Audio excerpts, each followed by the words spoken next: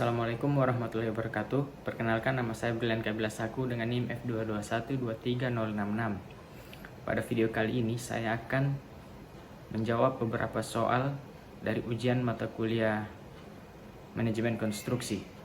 Baik, langsung masuk pada pertanyaan pertama. Yang pertama itu adalah jelaskan apa yang dimaksud dengan manajemen proyek dan mengapa penting bagi organisasi untuk memiliki manajemen proyek yang efektif dalam mencapai tujuan mereka.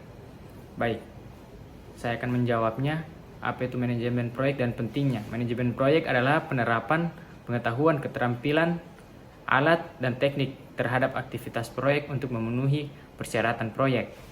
Manajemen proyek penting bagi organisasi karena membantu dalam mengelola sumber daya secara efisien, mengurangi risiko kegagalan, meningkatkan kualitas hasil, dan mencapai tujuan strategis organisasi.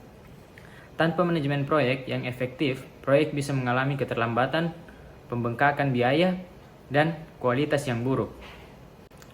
Baik, pada pertanyaan selanjutnya yaitu, sebutkan dan jelaskan 5 tahap utama dalam siklus hidup proyek. Pada setiap tahap apa saja kegiatan penting yang harus dilakukan oleh manajer proyek?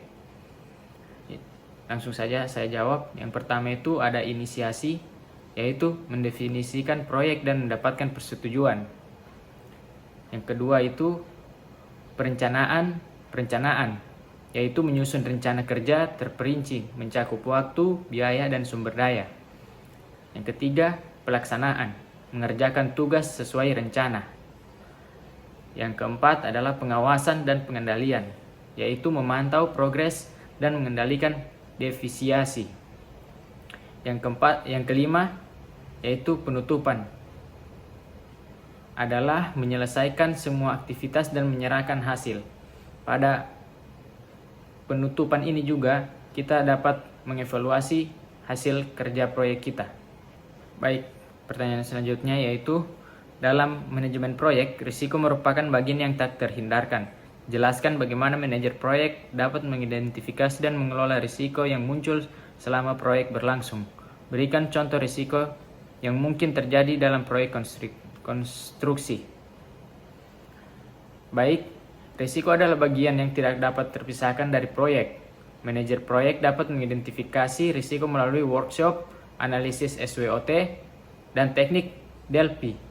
Risiko dikelola dengan merencanakan mitigasi, transfer, penerimaan, atau penghindaran risiko. Contoh, risiko dalam proyek konstruksi meliputi keterlambatan pengiriman material, kecelakaan kerja, dan perubahan regulasi pemerintah. Lalu masuk pada pertanyaan selanjutnya yaitu,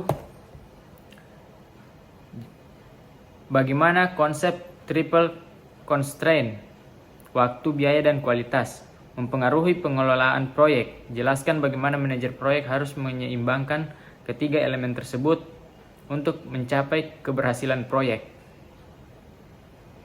Baik, saya langsung jawab. Triple constraint mengacu pada hubungan antara waktu, biaya, dan kualitas. Ketiganya saling terkait dan perubahan pada suatu elemen akan mempengaruhi elemen lainnya. Manajer proyek harus menyeimbangkan ketiga aspek ini untuk memastikan keberhasilan proyek. Misalnya mempercepat waktu penyelesaian proyek, mungkin meningkatkan biaya atau menurunkan kualitas. Masuk pada pertanyaan selanjutnya yaitu, jelaskan peran penting pemangku kepentingan atau stakeholder dalam sebuah proyek. Bagaimana manajer proyek dapat mengidentifikasi dan mengelola harapan pemangku kepentingan agar proyek berjalan sesuai rencana? Baik, stakeholder memainkan peran krusial dalam keberhasilan proyek. Manajer proyek harus mengidentifikasi stakeholder utama, menganalisis kekuatan dan pengaruh mereka, dan mengelola ekspektasi mereka melalui komunikasi aktif, partisipasi dalam proses pengambilan keputusan. Pertanyaan selanjutnya yaitu, proyek dapat mengalami perubahan yang tidak terduga, baik dari segi waktu, biaya, maupun skop.